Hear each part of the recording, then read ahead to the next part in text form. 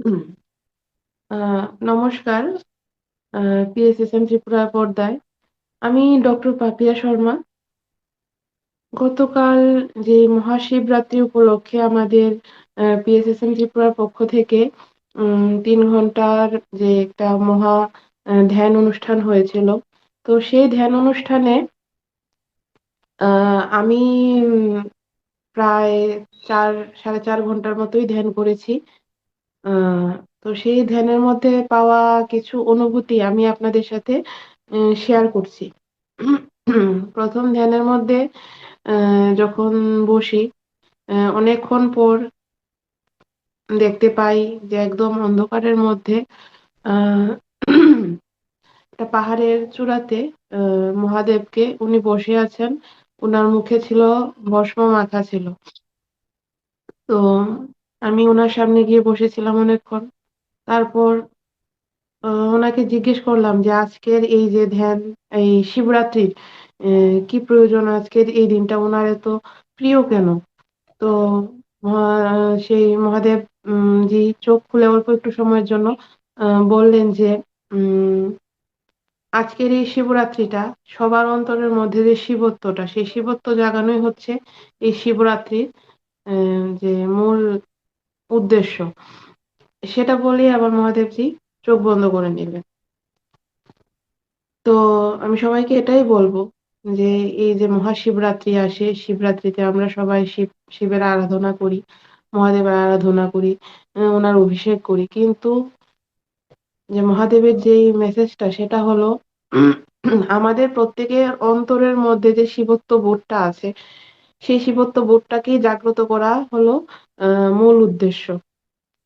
আমরা আহ ঠাকুরের মাথায় জল দেই, ফুল দেই, সবকিছুই করি, কিন্তু আমাদের নিজের অন্তরে যদি আমাদের সেই শিবত্বটা না জাগে, তাহলে এই সবকিছুই বৃথা হয়ে যাবে।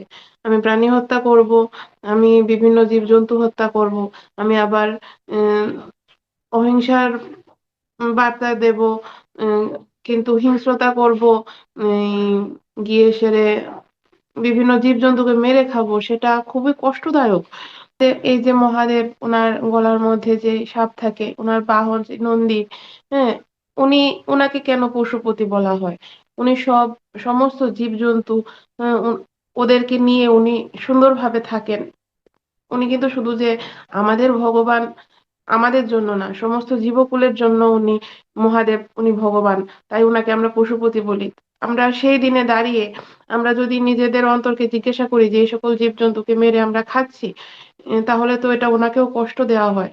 তো আমরা চেষ্টা করব সবাই, আমরা অহিংসার পথে চলবো। আমরা জীব হত্যা করে খাবো না, নিজের আহারের জন্য, শরীরকে ভোগ দেওয়ার জন্য অন্য একটা প্রাণীকে হত্যা করে আমরা খাবো না। নিজের অন্তরের ভিতরে সেই শিবত্বকে জাগিয়ে তুলবো, আমাকে দেখে যাতে কোনো একটা প্রাণী ভয় না পায়, সেই শিবত্বটাই আমি জাগিয়ে তুলতে চাই। তো মহাদেবজি আমাদের এটাই বলেছেন, যে আমাদের অন্তরের মধ্যেই যে আমাদের শিবত্ব আছে, এই শিবত্বটাকেই জাগিয়ে তুলতে হবে। প্রত্যেকটা জীবের ভেতরেই শিবের বাস, শিব সদা সুন্দর। সেই শিবত্বটাকেই যাতে আমরা জাগিয়ে তুলি। বাহ্যিক আড়ম্বর, পূজা অর্চনা যেটাই আমরা করি, সেটা থেকেও বেশি প্রয়োজন হচ্ছে যে আমাদের নিজের শরীরটাকে একটা মন্দির বানিয়ে তোলা, আমাদের নিজের অন্তরের শিবত্বকে জাগিয়ে তোলা। এই মহাশিবরাত্রিতে মহাদেব, স্বয়ং মহাদেবজি যে ধ্যানের মধ্যে এই বার্তাটাই সকলকে দিতে চেয়েছে। তো আমাদের সবাইকেই ধ্যান করতে হবে। সেই ধ্যান করলে আমরা আমাদের অন্তরের মধ্যে যে ঈশ্বর আছে, মহাদেব আছে, সেই শিবত্বটাকে আমরা জাগিয়ে তুলতে পারবো। আমরা ঈশ্বরের সাথে এক হতে পারবো। তাদের দেওয়া বিভিন্ন অনুভূতি, মেসেজ আমরা পেতে পারবো। তো আমি সবার কাছে এটাই অনুরোধ রাখবো, আপনারা সবাই ধ্যান করুন, আপনারা সবাই ধ্যান করুন। তারপর সেই জায়গা থেকে বেরিয়ে আমি একটা অন্ধকার রাস্তার মধ্যে হাঁটতে থাকি। হঠাৎ করে একটা আলোর জ্যোতি, সেখানে আমি আবার আমার গুরুদেব, যে বর্তমান আমার আচার্য দেবকে আবার দেখতে পাই। উনি সুন্দর করে শুয়ে আছেন, এরকম করে হাত দিয়ে মাথার নিচে শুয়ে আছেন লম্বা হয়ে। তো আমি ওনার সামনে গিয়ে বসলাম। তো আমি আচার্য দেবকে জিজ্ঞাসা করছি যে আজকে যে শিব পূজা, যদি পূজা না করি, পূজা পূজা কেন করতে হয়? আচার্য দেব হেসে হেসে বলছেন, কে বলছে তোকে পূজা করতে? কই, আমি তো পূজা করিনি, আমি তো শিবের মাথায় জল ঢালিনি। আমার গুরুই আমার পরম শিব। আমাদের প্রত্যেকের মাঝখানে আমাদের গুরুদেব আছে, সেই গুরুদেব শিবের প্রতি সমর্পিত হওয়াই উচিত এবং নিজের মধ্যে সেই শিবত্ব জাগিয়ে তোলা উচিত। পূজা করতে তো কেউ বলেনি, তুমি তোমার অন্তরের শিবকে জাগিয়ে তোলো। আমাদের গুরুই আমাদের শিব, আমাদের অন্তরের শিবত্বকে জাগিয়ে তোলো। আচার্য দেব সুন্দর করে এই কথাটি আমাকে বললেন। তো আমি শ্রী শ্রী ঠাকুরের শ্রী শ্রী অনুকূল ঠাকুরের যে দীক্ষিত আমাদের বর্তমান আচার্য দেব, ওনাকে আমি ধ্যানের মধ্যে দেখতে পাই। তো উনি বললেন যে, আমি যখন ওনাকে জিজ্ঞাসা করলাম যে কি হবে যদি পুজো না করি আজকে, বললো কে বলেছে পুজো করতে, আমি তো করিনি। আমরা সবাই নিজের মাঝখানে নিজের অন্তরের ভিতরে যে শিবত্ব আছে আমরা তাকে জাগিয়ে তুলবো।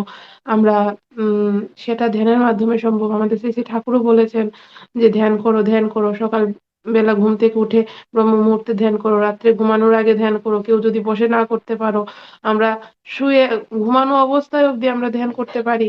আমাদের আজ্ঞাচক্র ঘুমানোর সময় আজ্ঞাচক্রকে এখানে রেখেও আমরা সেই ধ্যানের মধ্যে থাকতে পারি, আমরা নাম করতে পারি। তো সব ঠাকুর গুরুদেব সবাই একই কথা বলেন যে ধ্যান করো, ধ্যানের মধ্যেই সবকিছু হয়।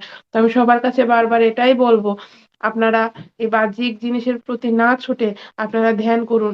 ধ্যানের মধ্যেই আপনারা সে পরমাত্মার সাথে একাত্ম হতে পারবেন।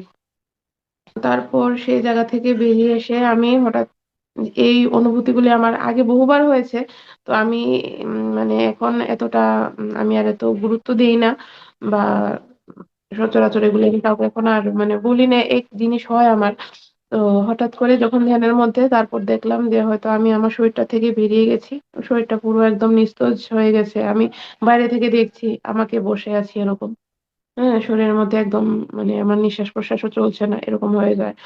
তো সেই জায়গাতে এটাকে আউট অফ বডি এক্সপিরিয়েন্স বলে। আগে হলে মানে আগে যখন প্রথম প্রথম হতো আমি ভয় পেয়েছি বা ভয় পেতাম, কিন্তু এগুলি যারা অনেকক্ষণ ধরে ধ্যান করতে করতে এসব অনুভূতিগুলি আমাদের আসে, যারা আমরা সবসময় ধ্যান, তারা অনেক এইসব অনুভূতিগুলি আমাদের হয়, আউট অফ বডি এক্সপিরিয়েন্স বলে।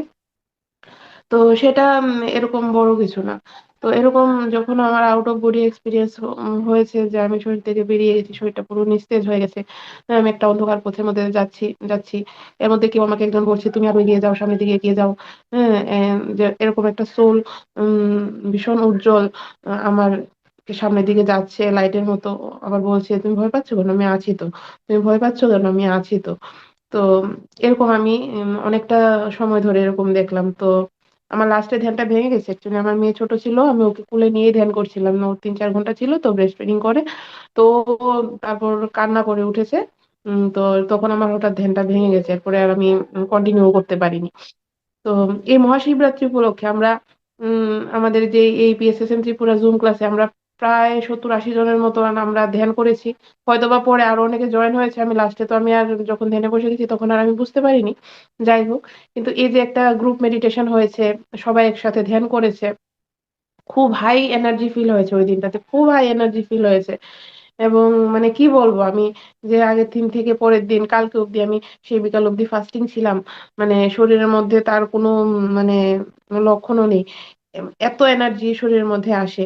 তো সবাইকে আমি বলবো যে আপনারা নিয়মিত ধ্যান করবেন। আপনারা সবাই শাকাহারী খাবার খাবেন, আমিষ খাবার, প্রাণী হত্যা করে খাবার, এগুলি আপনারা বর্জন করুন। হত্যা করে খাবার, এগুলি এগুলি থেকে বেরিয়ে আসুন। এগুলি থেকে আমাদের শরীরে বিভিন্ন বিভিন্ন রোগের কারণ, মানে এই পশু পাখি হত্যা করে খাওয়া এগুলি ঠিক না।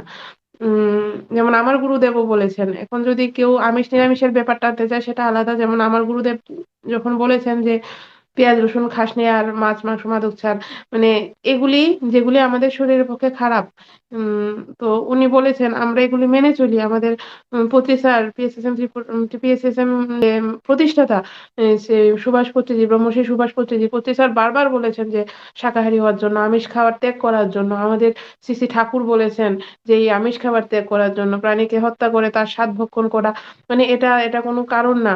বেঁচে থাকার জন্য খাবারের প্রয়োজন। প্রকৃতিতে প্রচুর, মা প্রকৃতি আমাদের প্রচুর খাবার দিয়ে রেখেছেন। সেই প্রাকৃতিক খাবার আমরা যখন পাই, তাহলে কেন একটা জীবকে হত্যা করে আমরা খাবো? তো আমি সবার কাছে আমি বিনম্রভাবে অনুরোধ করব যে আপনারা প্লিজ এই মানে ভায়োলেন্স আপনারা বন্ধ করুন। আপনারা প্রাণী হত্যা করে খাবেন না। আপনারা শাকাহারী হন, আপনারা নিয়মিত ধ্যান করুন। আমি যেরকম একটা প্রাণী, আরেকটা প্রাণীর মধ্যেও তার প্রাণ আছে, তাকে হত্যা করে মেরে কেটে খাওয়া এটা ঠিক না।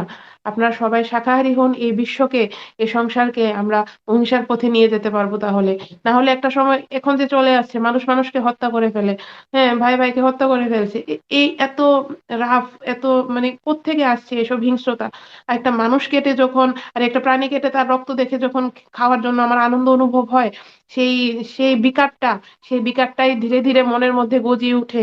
সেই বিকারটাই একদিন তখন মানুষ হত্যা করতে তার মানে বাধাপ্রাপ্ত হয় না। আপনারা দেখবেন যত এ সকল মানে বিভিন্ন ক্রিমিনাল মাইন্ডেড যারা থাকে, এ সকল মানে বলতে ভালো লাগে না, খুন খারাপি যারা করছে, হিস্ট্রি নিয়ে দেখবেন তাদের মানে তাদের ম্যাক্সিমাম কিন্তু তারা এই সকল উগ্র খাবার মানে ওরা খায়। হ্যাঁ, ওরা অভ্যস্ত এসব রক্ত দেখে, রক্তপাত করে ওরা অভ্যস্ত। আপনারা যখন ক্রমাগত এসবের সংস্পর্শে থাকবেন, মনের মধ্যে সেই বিকারটা চলে আসবে। তাই আপনারা মনকে সাত্ত্বিক বানান, শরীরকে সাত্ত্বিক বানান, আপনারা সাত্ত্বিক আহার গ্রহণ করুন। তো আমি আজকে এই মহাশিবরাত্রি উপলক্ষে যে আমাদের কালকে ধ্যান হয়েছে, আমি সবাইকে আবারও বলছি আপনারা সবাই ধ্যান করুন, নিয়মিত ধ্যান করুন, বাহ্যিক আড়ম্বর বাদ দিন। আর যে মহাদেবের যে মেসেজ, যে আপনাদের অন্তরের মধ্যে যে শিব আছে সেই শিবত্বকে জাগিয়ে তুলুন। এটাই মহাশিবরাত্রির পরম পাওয়া, তার থেকে আমাদের পরম উপহার। নমস্কার।